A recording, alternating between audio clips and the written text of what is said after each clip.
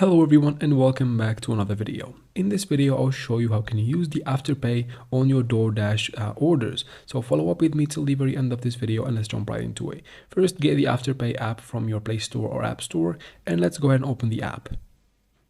You can go ahead and use the app and wait for it to load up, and once it loads up you can go ahead and log into your account or just create one if you don't have one. Of course, if you log in, it is gonna be faster from here.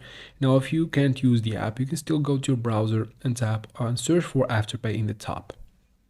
Now go ahead and open the website of Afterpay from here, and then from here choose your region. I'm just gonna choose a random one from this video, so I'm gonna tap on a random one from these.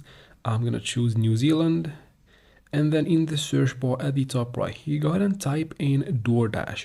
So it depends on your location, you will get different offers and different Doordash probably orders, and whatever you can order, you can find it right here. So choose the one that you want to order and you can pay with Afterpay from here. And that is it for this video, guys. I hope it was useful. Please like and comment down below. Don't forget to subscribe for future videos like this one, and thank you very much for watching. See you in the next one.